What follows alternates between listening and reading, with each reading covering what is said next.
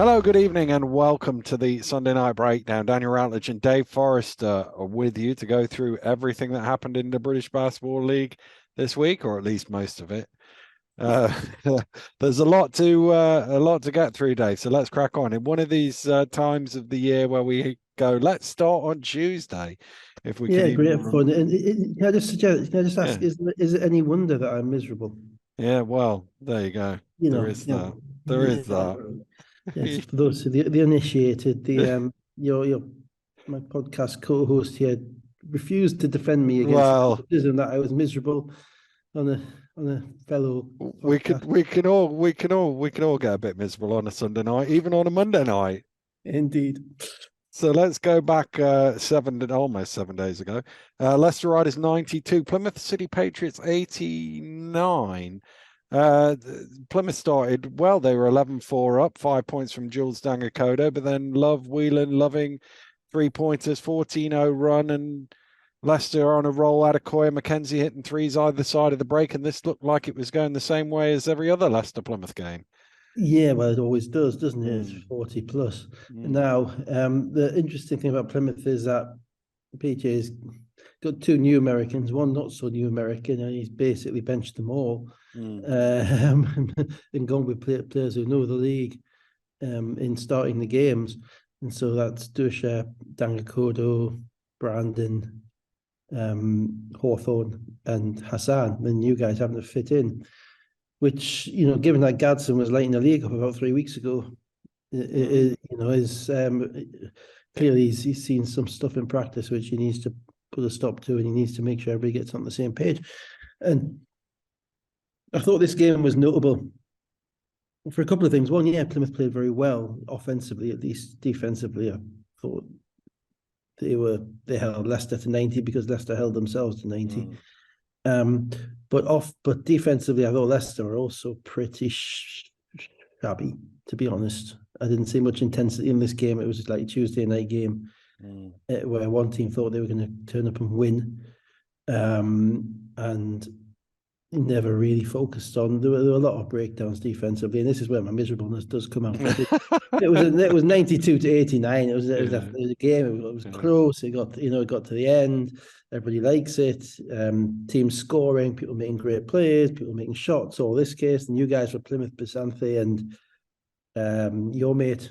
Yeah, no, interestingly, I saw something on the internet that said Iakepola, but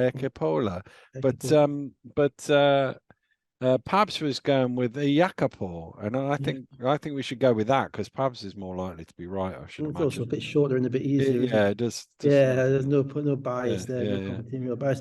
But they came in, made some shots. Iakapo made some shots at the top, and Leicester got into that kind of spiral of a game whereby they couldn't pull a switch. Once you're kind of halfway through the third quarter, you can't just up your intensity like that. It doesn't work like that. There's a degree of frustration that you're not winning by the amount that you think you should be winning by.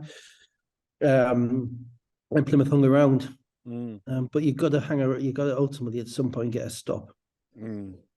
Therein was their problem. They did actually take the lead with 3:43 to go, and a Jacopo 3-pointer 82-84, but then Whelan drives to the basket. He's fouled, 1:42 to go, 87-84. Jacopo again for three, tied the game up at 87 points apiece. And then Adekoya misses a three. Hassan holding Love on the rebound, an end-line ball, and they just completely lost Mark Loving standing on the 3-point line. He didn't actually do anything. He was just standing there. Yeah, I know, and that's what I mean about ultimately you've got to be able to defend somebody when it matters, because those are the plays that the guys who've been there and who are playing at home are going to make, and he did.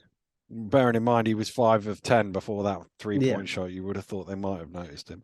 When he gets 11 threes up in a game in that gym, then then it means he's shooting the ball well, because he's put up 11, and you haven't run him off the line. Then the odds are on Leicester. So 90-87 after that one goes in.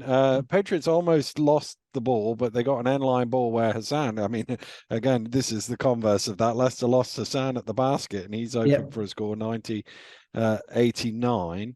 And then Hassan with the defensive play, blocks McKenzie. Plymouth have the ball, shot clock switched off. Any score wins it. And then Adekoya, you were bemoaning the lack of defense. Adekoya comes up with a good defensive play, rips it away from Dangakodo. Yeah, it was the first defensive player. The first. It was interesting that he was in the game at the end, because he hasn't played that much. And if he's in the game at the end, it's generally because Rob isn't particularly impressed with the defensive effort from whoever else he's got. Because Adekoya wouldn't ordinarily be one of his finishing players, but he's used him quite regularly in that option when he needs him. There's always an interesting insight into a coach and into a team's mentality when you work out who the coach has got on the court at the end of the games when it's close. That's really, forget when the game's being played, it might be 5 minutes to go in the fourth quarter, it might be the end of the third quarter, who's on the court, and Adekoya's on the court. And the reason Adekoya's on the court is because he made a great play. And basically, Akodo put the ball out there a little bit, but Adekoya didn't just knock it out of his hands, he literally ripped it out of his grasp. And that is a game-changing, game-winning play, and that's why he's on the court. And the second half of that heads-up play is get the ball to a 90% free throw shooter and let him get fouled. Yeah, absolutely. So Mackenzie is fouled with 7 seconds to go, 92-89. Timeout advanced the ball, and Dusha just kind of got stuck under Loving. There was no way of shooting over him, and that was. Well, who do you think is the most creative 3-point shooter on the Plymouth team? Creative 3-point shooter. I want to go Booman, but he's not there, is he? No, he's not there anymore. I would probably say it's Gadsden, because probably. He wasn't on the court. Yeah. You need a 3 to tie the game. You're clearly playing for a 3 because you're not trying to get a quick 2 or anything like that. And PJ, he only played 15 minutes in this game. He was a 41% 3-point shooter, etc. Wasn't on the court. And my immediate thought was, that doesn't bode well for him going forward. No. Because, at the very least, he's a threat to you've got to guard him. So again, it's who's on the court at the end that tells you a lot about the demographic and the direction the team is going in relation to what the coach your players and what he trusts and what he doesn't trust. And so that was more of a takeaway for me than actually what happened, because they stood Dusher up on the 3-point line, and there was nowhere for him to go. Loving 24.6 of 11 threes, Mackenzie 23.7 assists, Jackson 18, 14 of 34 they were from 3-point line, Leicester. But I will say that, I thought it was a good close win for Leicester, because they were a lot better later on in the week than they were in that game. And I imagine they probably had a few home truths after that game. Hassan 21, Iakapo 14%, 11. Wednesday night, Paris basketball 85, London Lions 96. Obviously no Decker, nothing riding on the game. The interviews, I don't think you saw all of the interview from Coach Weaver before the game, but he was talking a lot about Friday and not so much about Wednesday. Scores tied at 17, Lions 12-0 run, got on top. London just looked like a team that wanted to win this game. Yeah, I only saw a bit of it because I was on the way on a flight on the way back this time, so I caught a bit on it when I got back. London have had this game circled, haven't they? Maybe organisationally as opposed to maybe on the court, but clearly there's a little bit of budding rivalry, London, the Eurotunnel derby, that type of stuff. Kind of reminds me a little bit of Newcastle and Manchester United. Newcastle desperately want to be Manchester United's rivals, but Manchester United have really got plenty of other rivals as well. And that I think ultimately, from what I could see, that kind of showed in the game. They just have a little bit more motivation in winning the game, but also they've got a very talented team, London, and some of those players are now getting to shine a little bit more, without Decker and Kufos. And it does give an opportunity for other people to step up. They can't complain anymore. Paris had a 15-2 run to halftime to tie it up at 49 apiece. They were fortunate to be level at that point, but Lions 10-3 run got them back on top, and then 7 in a row early in the fourth quarter put the game away. Yeah, and 7-11 finish.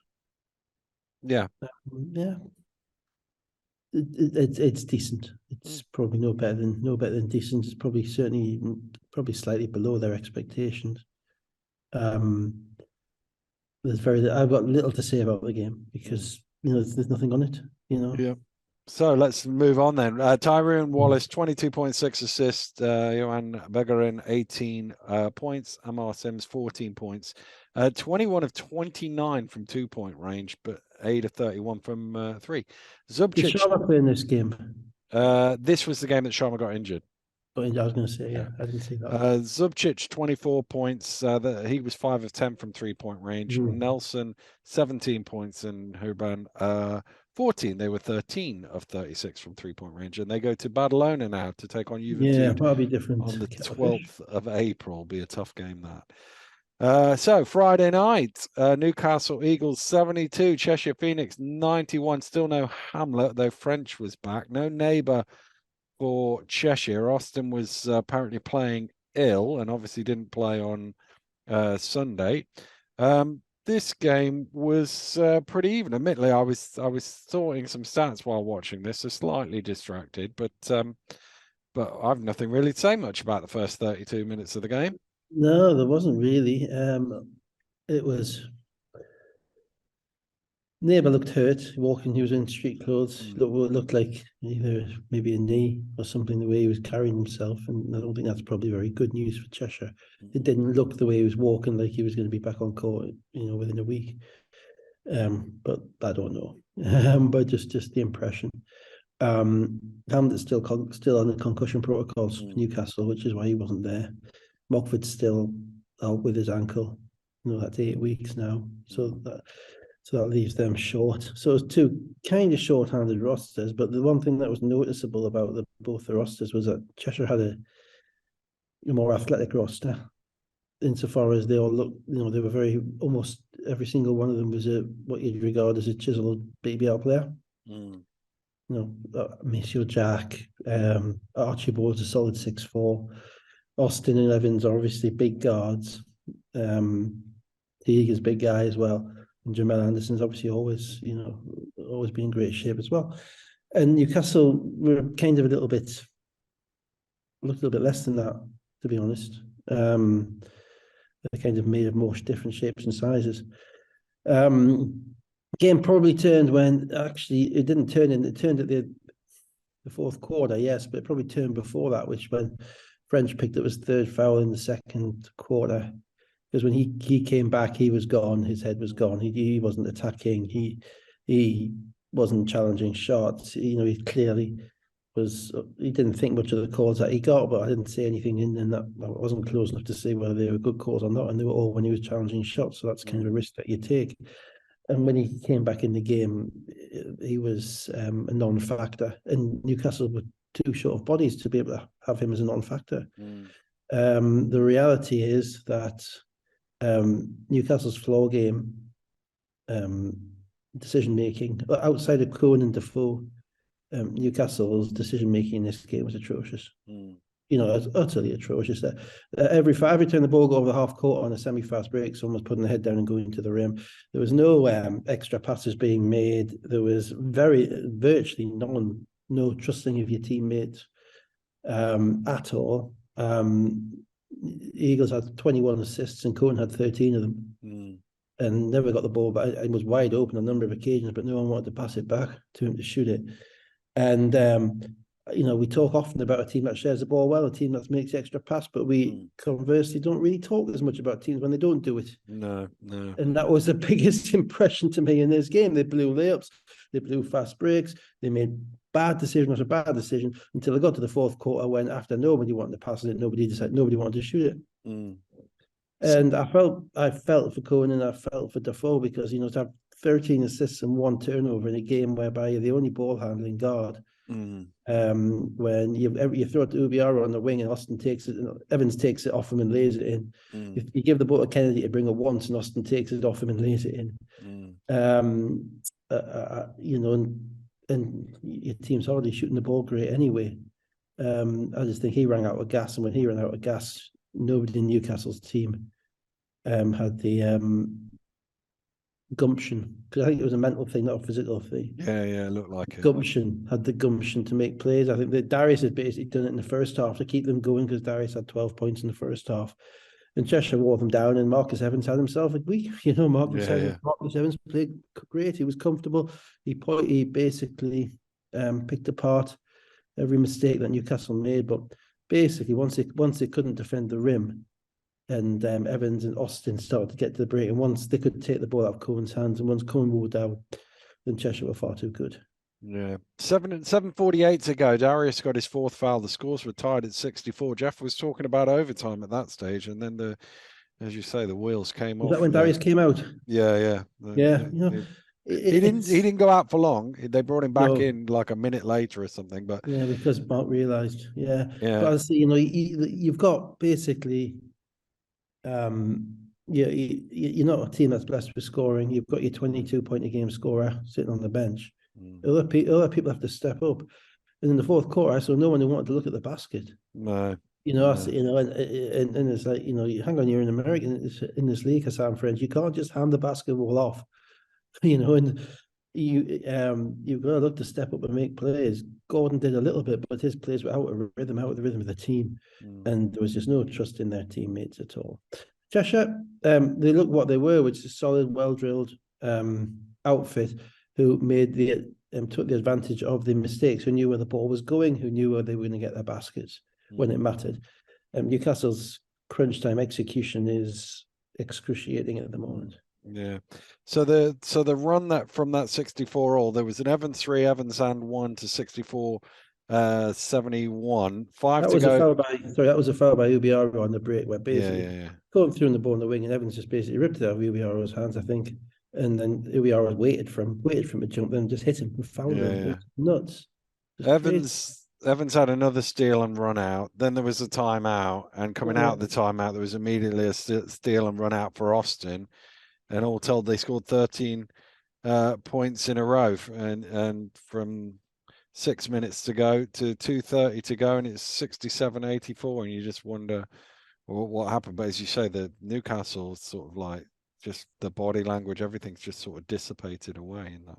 But it did. It was really disappointing because it was a big crowd, and it was quite raucous, and it was, as you say, a tie game with 7 minutes to go. I get some of the basketball reasons for it, and particularly, the fact that, Cohen's having to play 38 minutes and he's the only guy who can handle the basketball. And then they're expecting him to make shots and make plays as well because no one else wants to shoot it, I get that. But, I expect more, from people like Gordon and French and Kennedy, who are experienced pros. There's a moment in the game where you have to say, well, hang on a minute, give me the ball. Give me the ball. This ain't going to happen in front of my gym on my watch. And none of them did that. That was pretty discouraging, to be honest. Johnson 17 points, 14 rebounds to Foe 16. Gordon 15 points. Shots for Johnson though. Yeah. He had a very inefficient game. He didn't share the ball. I was disappointed with his shot selection. He had 14 shots in the first half, and he was 3 of 14, and 2 offensive rebounds. Gordon 15-10 and 5 assists, 5 of 28 from 3. Evans 27 points, 8 assists. Ulf 14 points and 9 rebounds.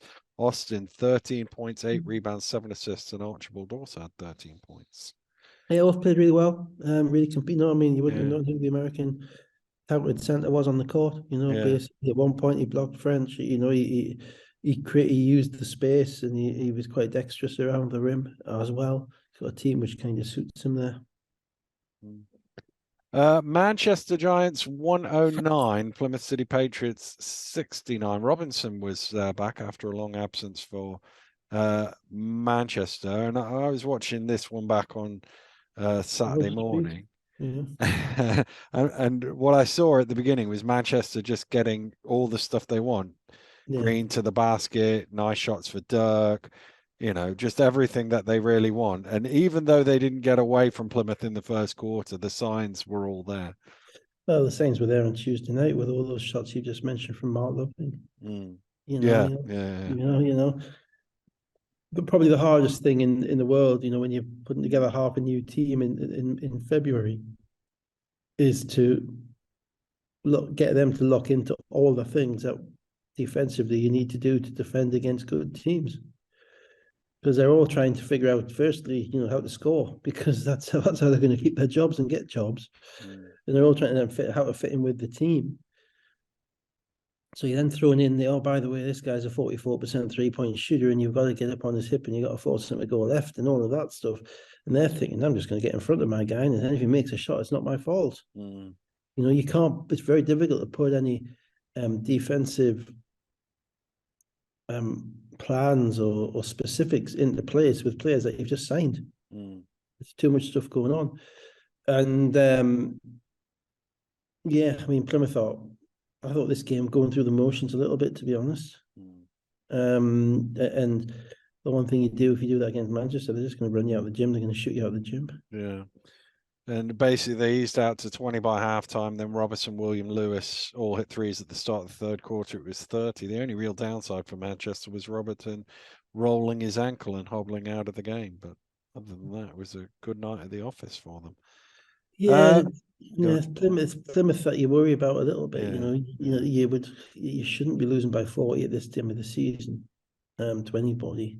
Not when you're not when you're not marooned at the bottom, if I can put it that way. Yeah. And it's but they show signs of competitiveness, particularly at home, and obviously to run Leicester to 3. Yeah. Competitive, and then to go get blown out to that degree in Manchester. One would probably say that they weren't ready to play that game, because Manchester they're all right, but they're not that hard a team to score on, and you've just ended up dropping 69. That's not great. No. Fletcher 25 points, 8 assists. Robertson 22 points and 9 rebounds, and Taj Green finished the game with 19 points, 17 rebounds, and 9 assists. Although after the buzzer, he ended up with 10, so he got a triple double, which seems. I've already got roofed up, did he? Yeah. They because he went out and they were talking on commentary about, he wants to come back in because he realized he's got 9 assists, and then literally as the buzzer sounded, they obviously must have missed one earlier, and when the game's in flow, it's quite difficult for the statisticians.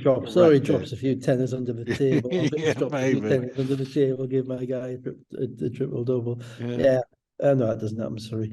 But no, congratulations. I didn't know that.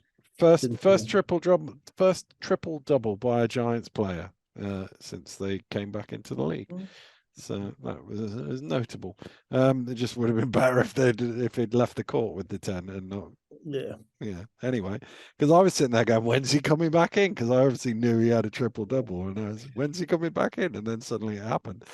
Hassan 17 points and 9 rebounds. Dangakoda 12%, 11, 36% from the field goal shooting. Plymouth and 5 of 24 from 3-point range.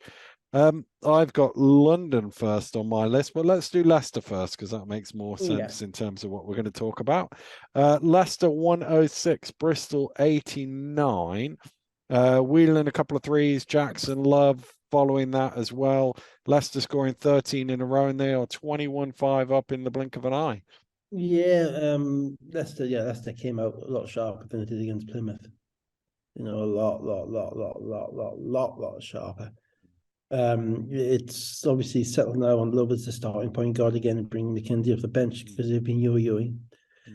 And I think that's probably right. I think Miles McKenzie is probably the leader of the whole team, if I was honest, from what I've seen.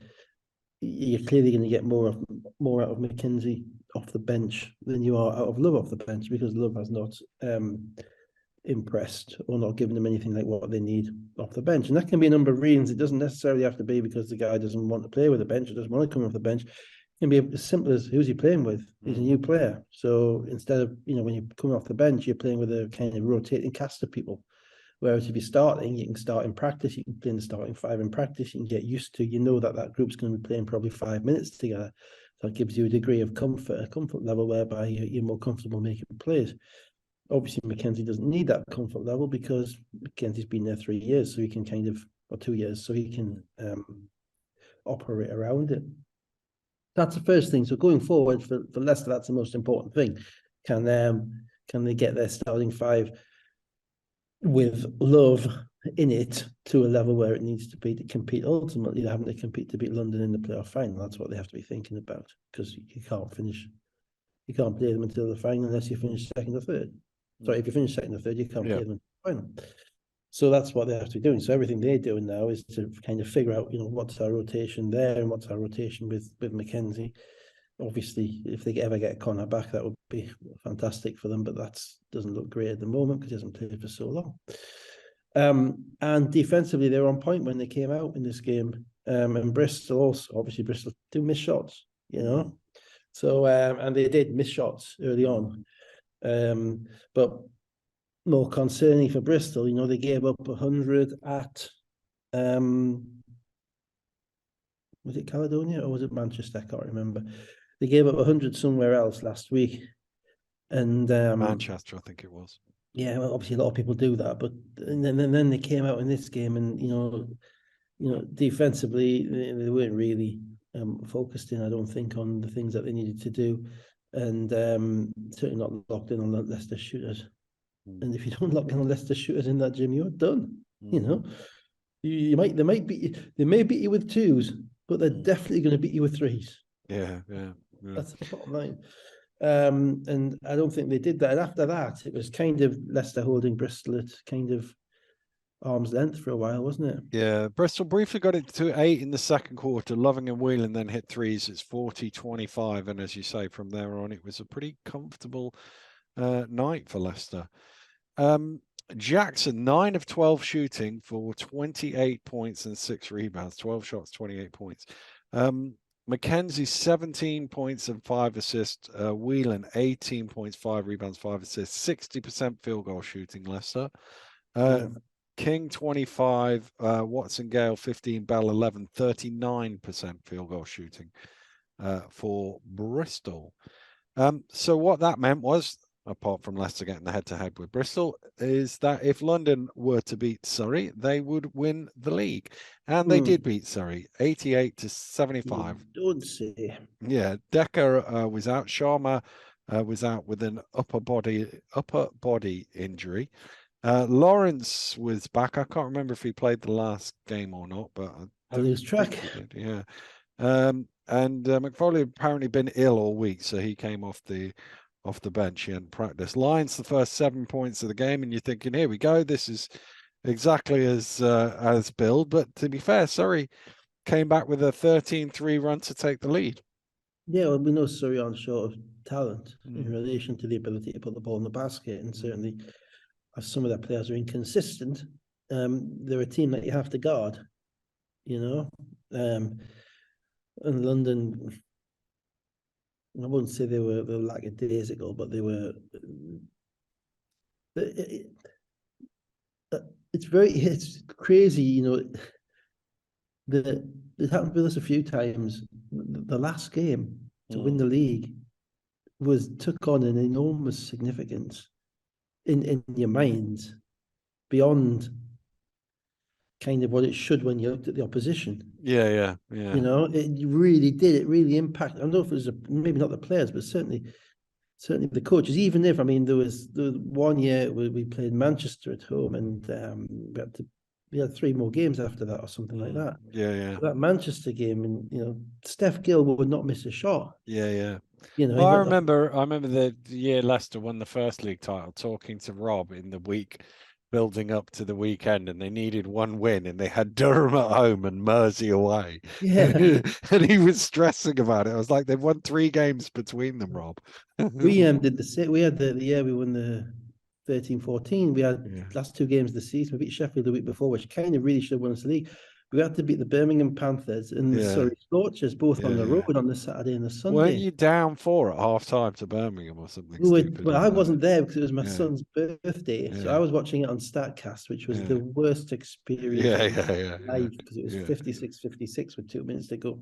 And I was literally shaking on the sofa thinking, they cannot screw this up. But if I've done all season, if this is screwed up and I'm watching this on StatCast on the sofa, and eventually won by 20. And then I drove down to Surrey with my dad the next day to do it, and overcoached a game that we won by 50. But to the point whereby even with like you're by 30 halfway through the third quarter, and it's like, well, this could go horrendously wrong. And this was like Surrey, Majeski, Surrey United, with a bunch of guys that signed 3 weeks ago. You know, literally, you know, nothing. You know, it could not go. It just wasn't there at all. You know, if you had to pick a game to be the easiest, the most comfortable league-winning game, you ever imagine, it was that one, and it plays with your head. And so, you know, I throw that to the kind of direction of London, because it's never quite as easy as you think to get over that line. You know, and I think they weren't fully into it. I don't think in this game. It's obviously Surrey. They've won 3 games all year, you know. Notable landmark, Teo hitting 2 free throws in the I think it was in the first quarter. Moving level with John McCord, 17th all-time scoring in the BBL charts. He went past him on a corner 3 in the third quarter. But London missing shots they normally make. Surrey playing well. Scorchers staying in front. And they were 8 points up a minute from halftime, Surrey, and then London scored the last 6 points of the first half to make it a 2-point game. A slight momentum change, albeit I'm not sure, but that I think that run was happening at some point in the game. Sometimes, you know, playing in front of a big crowd and a big event, that can energize the opposition as well. Yeah. In relation to that, and you get that difficulty with London this year has not really been competing with them over 2 quarters or even 3 quarters. At times, it's really been being in a position whereby you're actually discomforting them to the point whereby, you know, they think you're going to, they're worried about you, because that hasn't happened quite as much, particularly when they're playing at home. And it's a little bit like a cat with a mouse. They play with you a little bit, and then eventually the pedal goes down. Well, I thought the pedal was going to go down after half time, but Surrey stuck with them, and then that's true. The end of the third quarter, Solowadi with a layup, 64-65, and then London scored the first 10 points of the fourth quarter and just eased away. The defense was too much for them. Yeah, and that's the thing. There is a switch defensively with London. You know, Best is really coming to his own, I think, this year. That, you know, that from what we saw at the beginning, that their guards defensively in relation to Solowadi and Best, and then offensively in relation to Best, Nelson, and obviously I forget Taylor, but I don't forget Taylor. But as a 4-guard rotation, you know, Taylor, Best, Nelson, and Solowadi to come in and play defense and knock down shots. They don't give any respite, you know, and take away all the stuff about the money and all that stuff, and where all the money's gone in relation to Decker and Zubcic and Kufos and all of that stuff, and Sharma.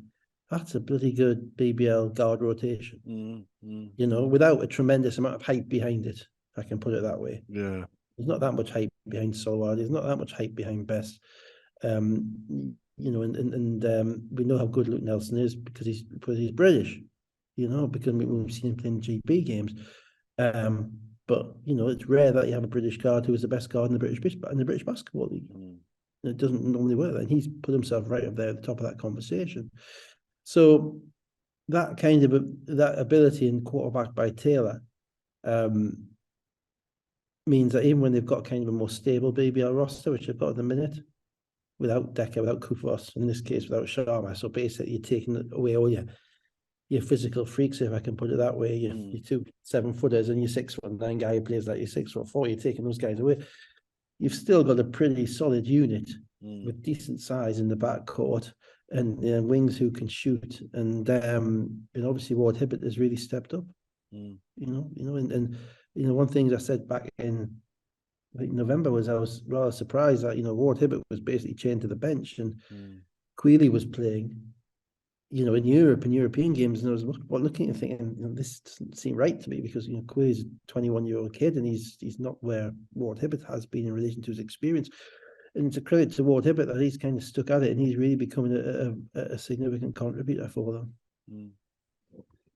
Surrey with 1 basket in the first 7 minutes of the fourth quarter. It was 81-67, and London cruising home to their celebrations. So they won the league with 16.7% of the schedule remaining. which ties the record with Kingston of 1991, 6 of 36 and 4 of 24, for those who are interested. 6 games is the most games anybody's won the league with remaining, and 23 days before the end of the season is the second most number of days behind Kingston that same season, 1991. They won with 26 days to go. Yeah, there's 2 sides to it, isn't there? I mean, one is, London's incredibly dominant. Yes, maybe. I wouldn't say incredibly dominant, but dominant. But the second side of it is everybody else is so concertinaed.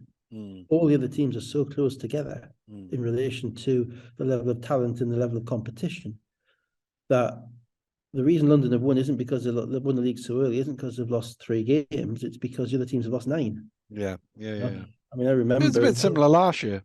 Leicester won the league very early. It wasn't I think they had 4 games left, I think it was.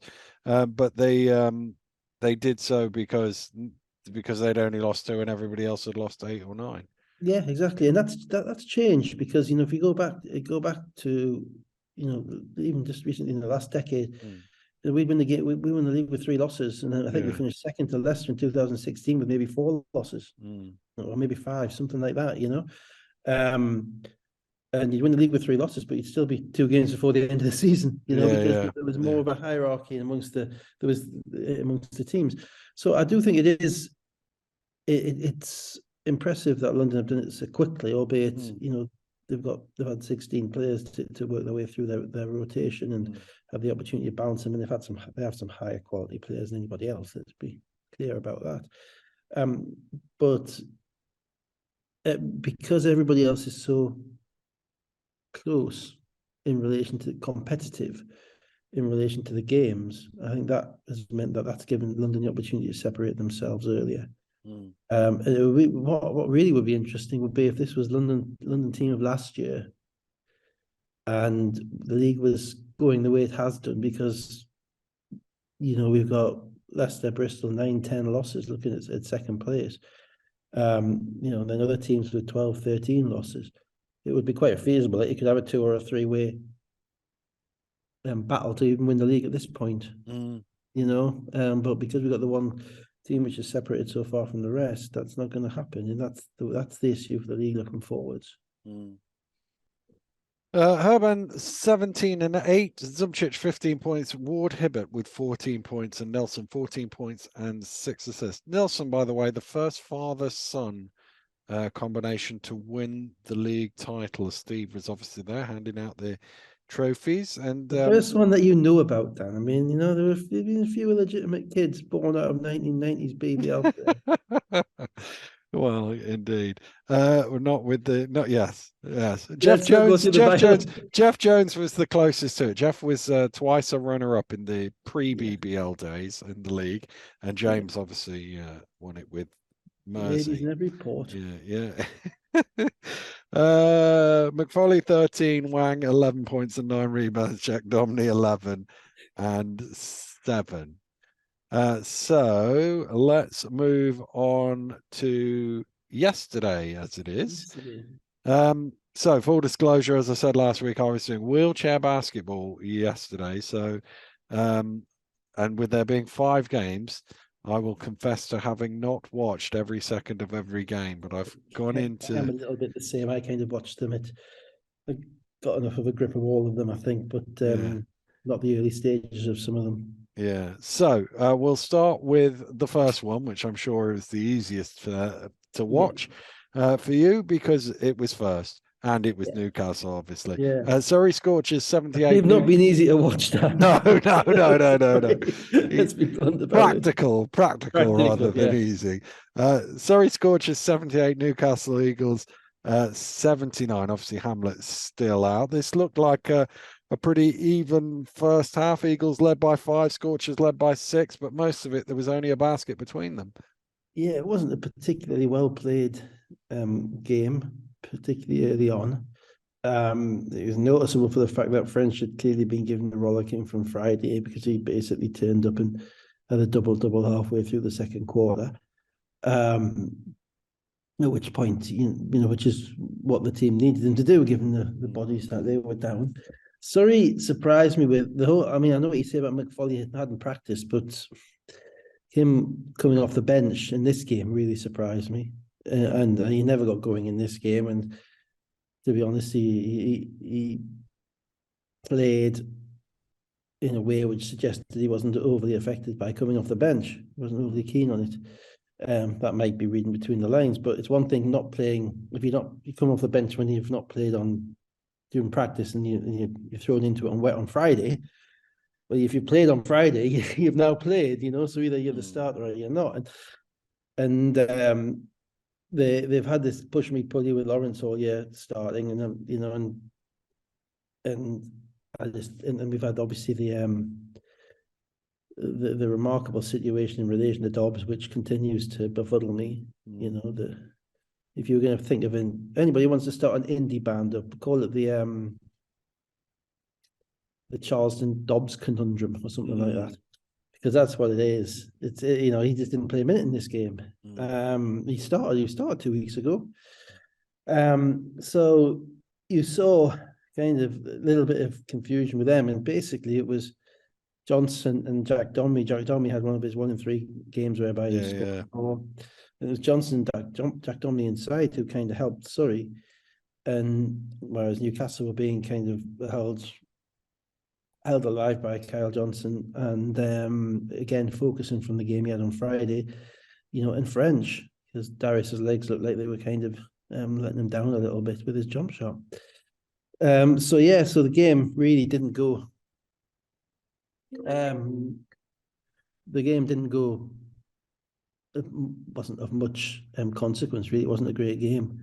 And then neither team was good enough to string consecutive stops together when they needed them to put any distance between the teams. Surrey briefly up 9 in the third quarter. Kennedy, Johnson, Gordon threes had Newcastle back ahead by early the fourth quarter. Johnson had 7 in a 12-2 run that moved the Eagles 66-73 ahead, and they were still 7-point lead with 2 minutes to play. Did you pick up Did you pick up the crazy foul by Carey at the end of the quarter? No, I didn't see that one. No, well, with literally it was either the end of the first half, I think it was, or the end of the third quarter. Literally, he fouled Kennedy on the half in his own half.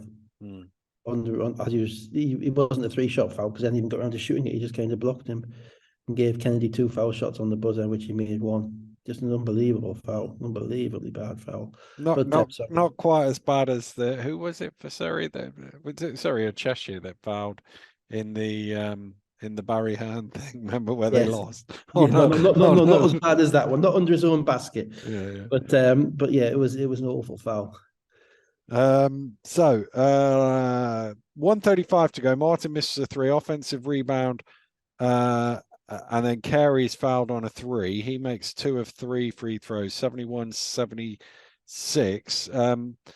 Darius misses a 3 on the out of bounds. Scorchers quick down court. Martin almost loses it, but is able to recover and lay it in.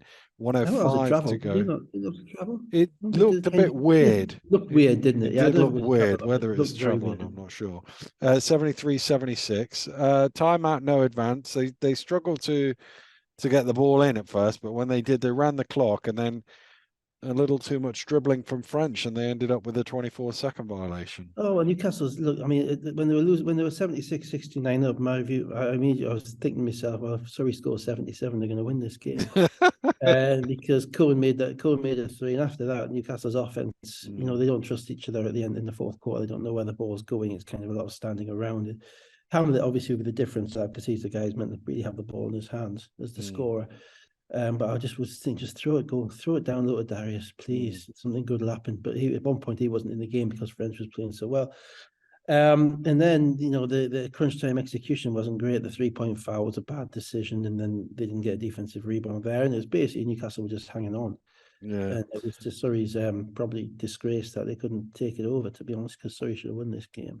Well, 41.7 seconds left. Not a lot really happening for Surrey. Just like one person tries to attack, he can't get, so kicks it back out. Somebody else goes, and then it ended up with. Newcastle's defense was, to be fair, was quite good. Yeah, they were locked in defensively. Yeah.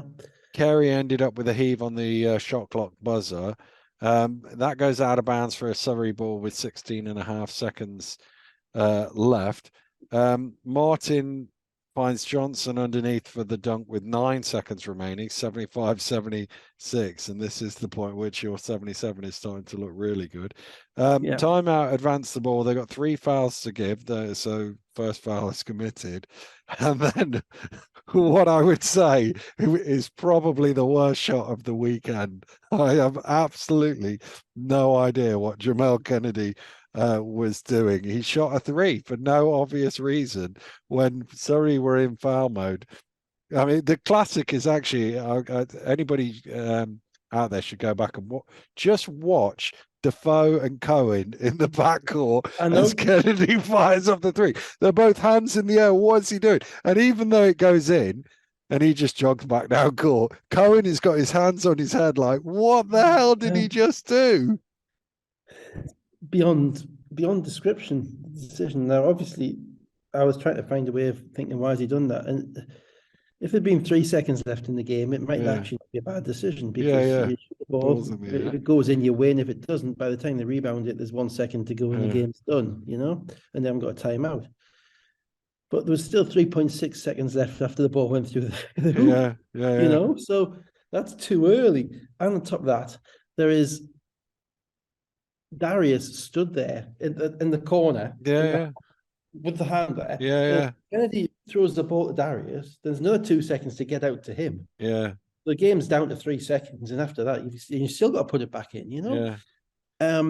And you're right. I mean, the look on Cohen, and I felt for Cohen because, as I say, I think Cohen had a pretty good weekend. He had 15 and 7 in this game. He's basically ran the team on his own, and kept them going.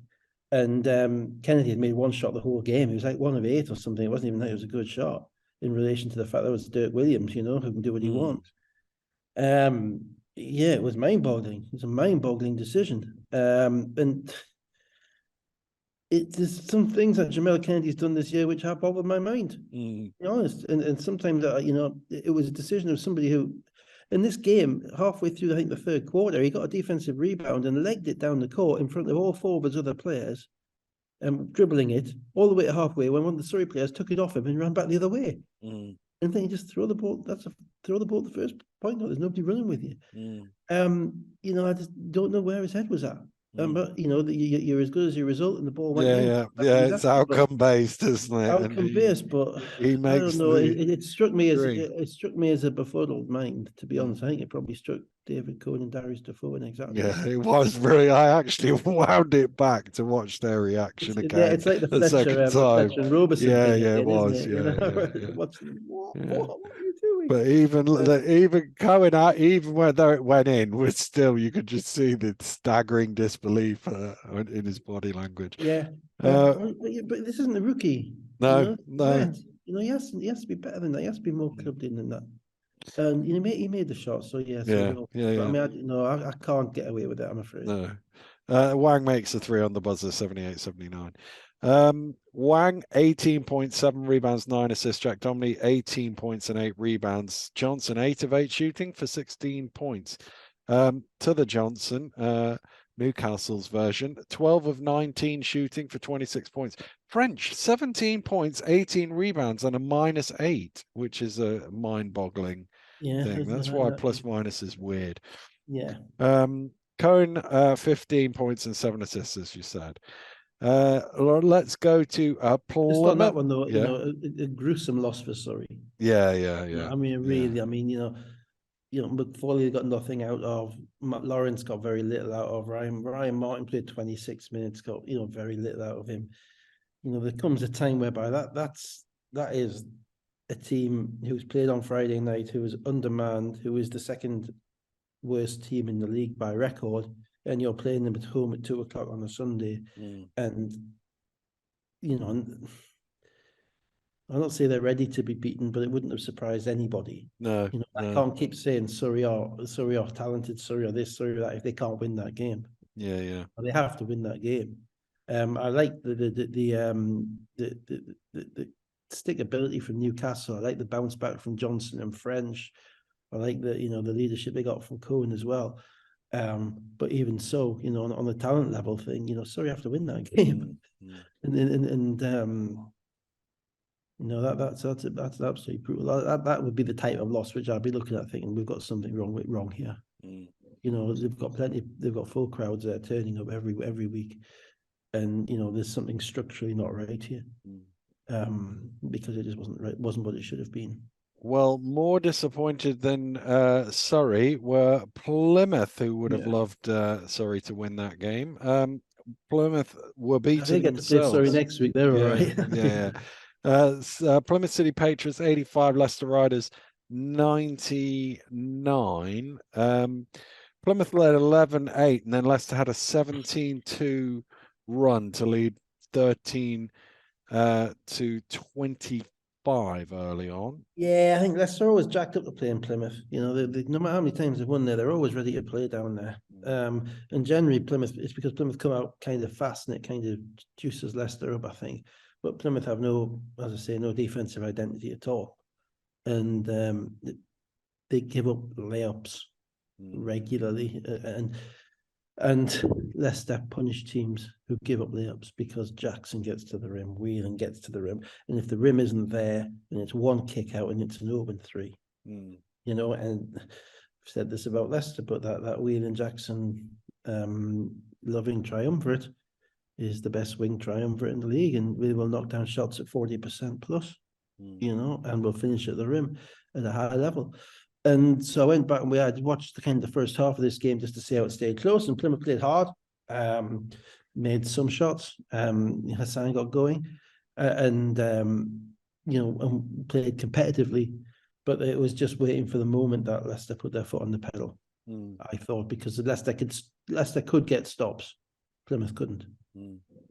That moment came early in the third quarter, where it was 48-50 after the Pats had closed the gap at the end of the second quarter. But Lovin and Whelan hitting threes alongside Jackson, who I think scored 7, and they went out 51-64, and that was pretty much that. The only thing I noticed after that was Loving appeared, from what the commentary was saying, to have dislocated his finger. They said it sounded like he popped something back in.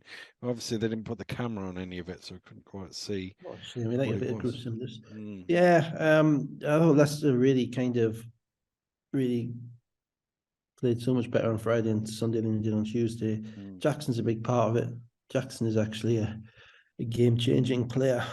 And probably one of those guys I would probably say doesn't quite know. He probably does, but doesn't appear to quite know how good he is. Maybe on a different team he'd be actually featured a little bit more, and he'd be, that really kind of standout level whereby individually, as opposed to being part of a team. But I don't think he's built that way. But when he has got the proverbial bit between his teeth, he can score all three levels, and he's efficient, and he has that kind of little glare in his eye. He's one of those guys that can match up with London, look them in the eye, and say we're not backing down. So how he kind of keeps going through the rest of the year is going to be really important for them. Plymouth need one thing. You know what it is? Defense. Sorry. There we go. That's what they need. Yeah. Defense they do need, but they may squeeze in, they may back into the playoffs. Newcastle might catch them. I'd probably suggest Plymouth will be the favourites. I'd struggle to see Newcastle winning by 10 down there at the end of the season, if they have to do that to win. That if they do, they'll be kind of backing up. I mean, until yesterday, it was one of those situations where I was looking at Plymouth and looking at Newcastle players and thinking that they're basically bidding for each other's seats on the airplane home. Every time someone goes lower, we'll go lower. No one want to go. No one fancies a couple of extra weekends of playing London twice. So we'll wait and see. Dushan that a little bit because they won that game. Dusha, certainly on Friday they looked like a team who knew the seat and row number, didn't they? Dusha 19, Basaint 18, Hassan 12 points and 7 rebounds. Jackson 24, Loving 22 and 8, Whelan 15.6 rebounds, 5 assists. So let's go to Bristol, where the Bristol Flyers beat the London Lions 87-82 in overtime. London, the first 6 points of the game. Bristol, a 13-3 run late in the first quarter to open up a double-figure lead, although it didn't last very long. They were tied at 25 points apiece. Yeah, credit to London for this game because they could have mailed this game in, and they really didn't. They're missing their kind of BBL separate, as in Sharma's length, Decker's skills, and obviously Kufal's ability around the rim. So it becomes a little bit more of a fair fight, But it's a fight that London didn't need to take on. Mentally they didn't, because they've won the league, they've beaten Bristol a few times already. It's a difficult environment down there. I think Bristol did beat them once, did they, down there? Yeah, they did. So, to put it into context, had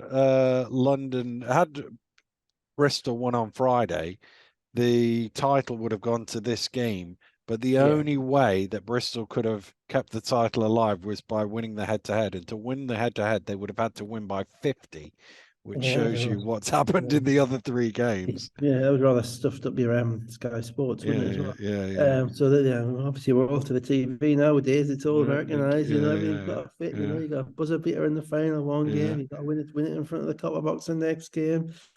Fixes in. No, seriously, I thought it was really good that London played as hard as they did in this game. Sent a message.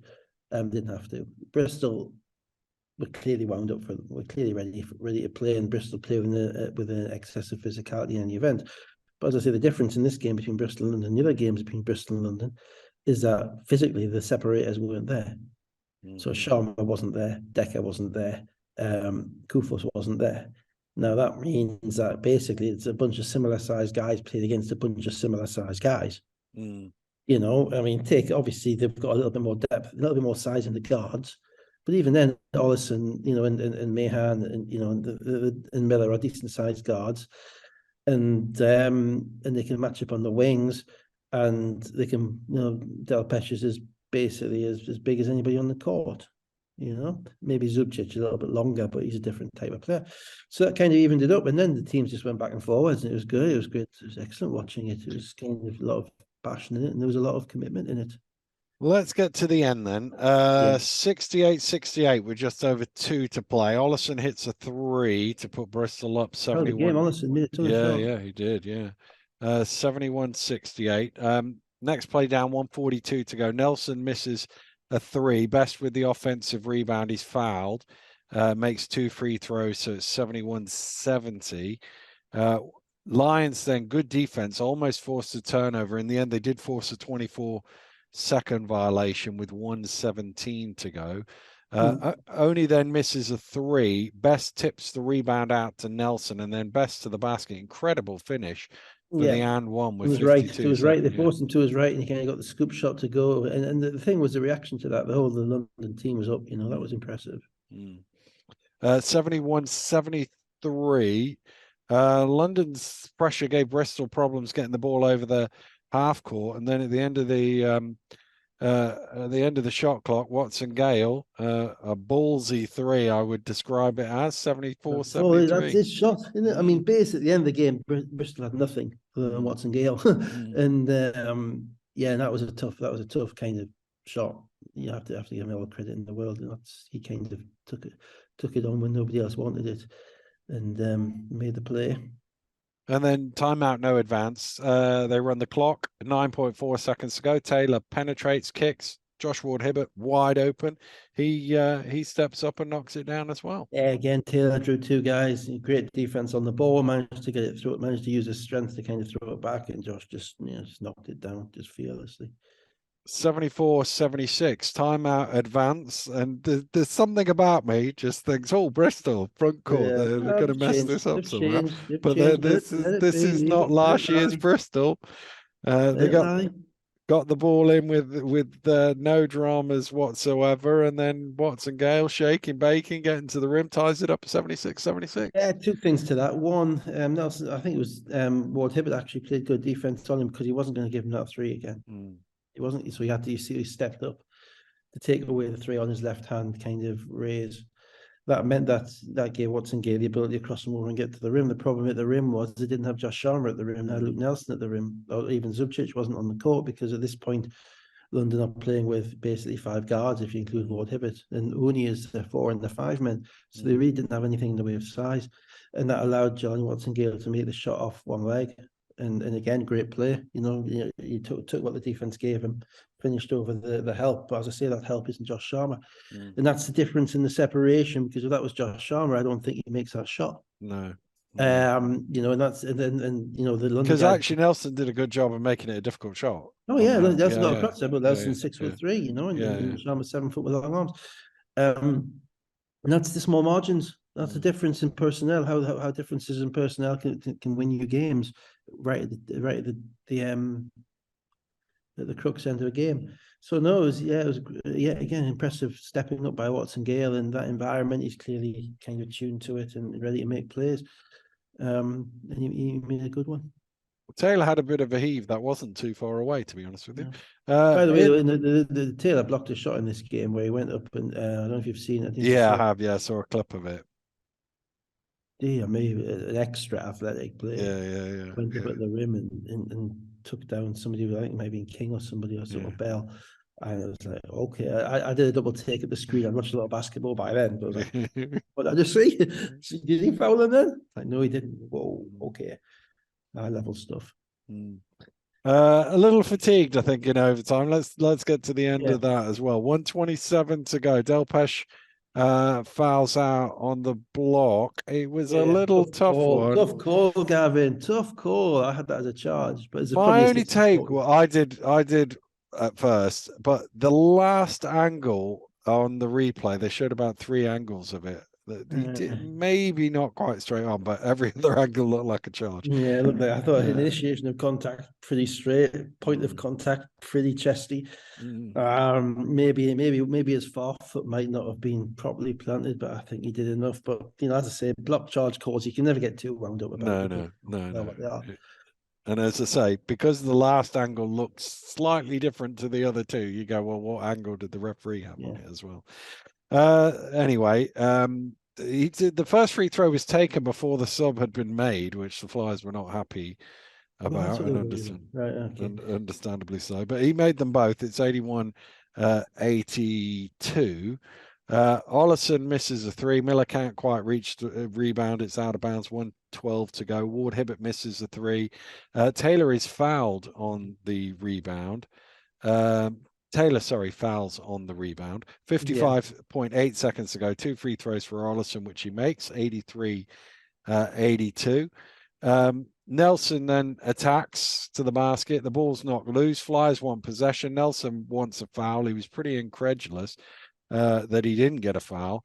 And then I thought, actually, the shot he took there was a sort of shot in frustration at not getting the foul, because he comes around the curl and he ends up, he hit the corner of the board. Corner of the backboard, yes. A little bit of lack of poise. Yeah, I agree with that. 40 seconds to go. Come down the other end. Miller spins in the key, misses. King with the follow and the putback. 85-82, 23 seconds to play. That's Miller's pet move. We've seen it in 2 seasons. He likes to go from the left with his left hand dribble, spin right and shoot a little floater. He didn't make it, but King knew it was going up. Because King knows it's going up, he can crash the glass. That's what I'm talking about with other teams in relation to kind of, you need to know where the ball's going. You need to know what shots are being taken. So Cheshire know that Evans has got the ball in his hands. Bristol know when Miller's making that move, that's a move he's making, and that's where the ball's going to be going. And that's where some of the teams at the bottom have really struggled. And then timeout, advance the ball. Flyers almost steal it. It's the Lions ball out of bounds. 16.8 seconds to go. 8 seconds on the shot clock. Taylor gets the rim, just leaves it a little bit short. And just a bit short. Yeah, that's the difference, isn't it? It was. They stood him up quite well, I thought, defensively. It didn't foul. That's the biggest thing in that situation. You got to defend without fouling, and if he makes it, he makes it. And he didn't. And that just, they just ran out of gas a little bit. I think maybe they might have won the game if they had to win it, but they didn't. Yeah. So, and playing in that environment, well done to Bristol. They're still kind of hanging on for second. Ollison, 6 of 8 from 3-point range for 26 points. King, 16 points, 13 rebounds. Watson Gale, 14 points. Taylor with 19, Urban with 15, Best with 13. They were 36% from the floor, London, 10 of 36 from 3. Let's go to Glasgow. Caledonia Gladiators 106, Manchester Giants 97. First half was basically trading runs for a bit and then trading scores for a bit. And then, unsurprisingly, it's halftime and it's 54-52 between these two And what teams. was my, and this time it was, I got it wrong this time, obviously, because it's been 90-90 with 3 minutes to go. Just fast forward. It was 90-90 with 5 minutes, 55 seconds. Yeah, to go. you were a bit early. Sorry. They did. Gladiators did nobody get stopped up. anybody. Farrow No. was able to score the rim. Yeah. Matt Fletch just went off and was able to do whatever he wanted on the court. Mm. It was kind of a bit of, for Caledonia, it was kind of after the Lord Mayor, after they won the final. For Manchester, it was just Manchester doing what they're doing. But the problem is, you do that on the road, you're less likely to win than if you do it at home. Gladiators up 9 late in the third quarter. Giants pulled it back. Dirk hit 2 threes either side of the green triple, which had made it 90-90. So Dirk's second one made it 90-93 with 5 minutes to go. Malcolm offensive rebound for a Bailey dunk and then a Malcolm triple and a Durham run back, and they got ahead 97-93. Two big plays from Malcolm there. Yeah, I thought. basically, yeah. And he has, he's a true proper rotation player for Malcolm now. No question, particularly at home, because he knocks down lots of shots at home. That'll be an interesting split between his threes at home and his threes on the road. It'll be very interesting. I mean, they're really good at home. We know that at Caledonia, they don't really lose games in Scotland. It's something they have in the water or in the Iron Brew up there. And in a game of almost no stops, I think. Yeah, a few stops. Yeah, they got 5 at the end. Yeah, the one-eyed stop is king. I thought, yeah.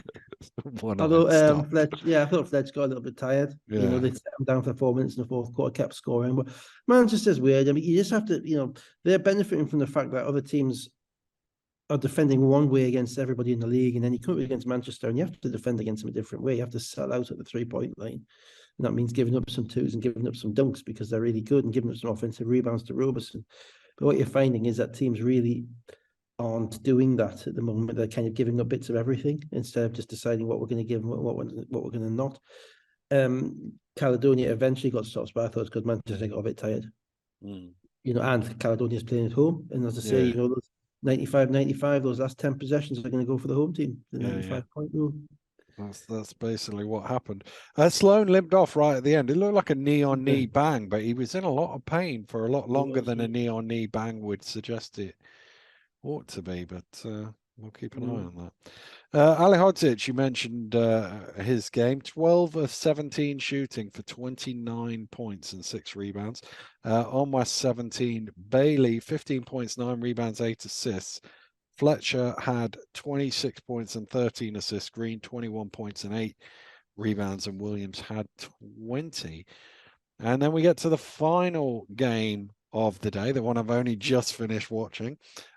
Cheshire Phoenix 83, Sheffield Sharks 80, not helped by the fact that I looked at the play-by-play and then I was watching the game back going, that doesn't match. That doesn't fit. No, it doesn't. It didn't quite work, but so I'm hoping that the bits that I didn't watch back, the numbers match there, but we don't know. So Cheshire, first of all, only had 6 players because Austin was out, and obviously Neighbour and Hudson were also out. So this is the jet wash. They're in retro season, aren't they? They've gone back to just 6 guys. So Sheffield out to a 9-17 lead, and you're wondering with 6 guys and having, all the emotion of the last week and all of that played on Friday, are they going to have enough? But 14 points in a row to a 23-17 lead. Yeah, I mean, I say they're all pretty strong, fit, athletic bodies. It is jet washy because they had a ton of, kind of wings playing. One little guard and a ton of wings playing, didn't they? Yeah. Being McCord, Hamilton, all those guys, and Piero, Davis, all those guys, and Sean Myers. So they're all kind of about the same, except for the one little guard that they had, John Thomas. And they're kind of the same because I'd say they're all in good shape, Cheshire. So I'm not. You can handle 6 for a couple of games. You can handle 7 for a couple of games. And what it does is it means everybody defines their responsibilities. And basically, if you tell a professional player, "Oh, you guys, you've only got 6 players today, and you're one of them," well, you know what that pro player's thinking. He's thinking 35 minutes for me. Yeah, more shots for me. And Marcus Evans, bless him, took over. But I did another check on Marcus Evans' stats before I came on this show. He's still only shooting 28% from the 3-point line. Yeah. It doesn't seem 50% like he's in this missed one. in about a month. Yeah. It really doesn't. And you look at them and the numbers are all right, but it's like 5 assists to 3 turnovers, 28% from the 3-point line. You think it's all right, and he just absolutely dominated this game. He took over. He took over at both ends. He had the kind of that little kind of swagger about him, that scoring point guard swagger, and he didn't let Cheshire lose ultimately. No. So this was pretty even. So I skipped it to the fourth quarter on this one. I watched from the third quarter onwards this game. 65-62 with 6.5 to go, and then Archibald 3, Evans 3. They were out to 71-64. 4 minutes to go. Teague out on his own on the 3-point line, just slips over. It looked like his ankle, and he was out. So they were down to 5 players. 4-player watch on a 4-player watch again. Yeah, it's been a long time since we finished a game with 4 players. 3:10 to go. Archibald a long 2 that he got fouled on, and then after the foul was called, it finally sort of rattled in. So he made a 3-point play out of it. 77-70. 2:30 to go. Evans with the typical Evans shot for 3, i.e. not a very good one that goes in. And it's 80-72. Nelson then a couple of free throws. Nichols hits a 3 with 1:33 to go. Sheffield back in it at 80-77. And then the play where you start to think, oh no, is Cheshire going to give this one away at the end? Where Ulf blowing the layup and out of bounds for a Sheffield ball with 1:11 to go. I thought the bigger play was when there was 2 foul shots. Nelson got off an offensive rebound where he wasn't boxed out. And then you saw Ben Thomas after that. He was furious about that because that would have been 8 points with the ball. Yeah. Being game. He wasn't, but Ulf did everything he was meant to do, sidestepped him and just missed it. And then they come back down the other end and Rotino wide open for 3. Wide open, and that was just off a simple down screen. And if you look at the cut replay, you saw Archibald and Jack, I think it was, who both went down with the cut iron. Bad miscommunication at that point. That point in the game, because that has to be a switch. You just have to switch guys. It's dead easy. You're both the same. Just switch and let Rotino wide open, not the guy you want to. So you think at that point, you're right. It's Sheffield's game, but. 80-80. Evans top of the key again on another one that you sort of go, well, but he makes those. But he didn't make that one. He was sort of straddling the line that time. It comes out. 35 seconds to go. Nelson, though, other end of the floor, tries to spin, falls over, turns the ball over with 18 seconds to go, and Evans is foul going to the rim. Yeah, it's a good play. I mean, it was a definite foul. Glasgow got him on the arm. Watched it back, and you're right. He was, he has a strong guard. Evans. One thing, when he goes to the rim, he does go with the ability to draw fouls and draw contact, and he knocked his foul shots down. Well, he missed the first one, despite what live stats might tell you. With 13.9 seconds to go, he did not make that first free throw. So it's 81-82. Timeout advanced the ball. They just got it in time. Ball movement finds Rotino wide open. It was almost a mirror image of the previous one. Opposite side of the floor, 45 degrees, wide open. And you're expecting him to knock that one down, but it just comes back off the iron. Cheshire got lucky, didn't they? I mean, what happened was Glasgow drew 2 guys to the ball. They rotated out to, I think, Nichols at the top, but no one had the second rotation. Because Glasgow's guy had the centre had come across to the penetration, and it was a wide open shot. Can't get a better shot than that. It's one of those games whereby if you miss, you make it, you win. You miss it, you lose. Foul was called. The clock didn't stop. It should have, and they put 2.5 seconds back on. This time Evans goes 2 for 2 from the line, 83-80. Timeout advanced the ball, and another decent look Sheffield got at the end there. Glasgow at the top. Decent. I thought it was good defensive play, not to foul. I think it was Ulf. I think it was somebody you managed to stay away from fouling. Decent look, but a tough shot. Yeah, The argument is, do you foul that situation? I think the answer is probably no. I think you take overtime at home if he makes that shot. I think you just want to be over and done with and do away with any risks. So yeah. Evans, I've written down 13 of 14. I think it was 13 of 24 shooting for 34 points and 4 of 8 from 3-point range. Archibald, 13 points and 7 assists. Teague with 13 points. Cook, 20. Rotino, 16. And Ramsey and Nichols both had 12 points apiece. Congratulations. So, yes, indeed. So let's rattle through the league table. So the Lions are the champions. 31 games played, 27 won, 4 defeats. Bristol still in second place, 22 and 10, although Leicester have 2 games in hand and only 1 loss behind them, 21 and 9, and the Riders won the head-to-head. Manchester are 17 and 14. Caledonia behind them, 16 and 14, but Caledonia have now won the head-to-head with Manchester. So obviously if they win that game in hand, they'll be theoretically above them. Cheshire, who have also qualified, all of these teams have qualified for the playoffs, are 15 and 15. Sheffield haven't yet qualified for the playoffs, but that's broadly mathematical. They haven't quite got the head-to-head with Newcastle, and there's a 3-way tie that doesn't work out for them as well. But I'm sure we'll sort that out this week.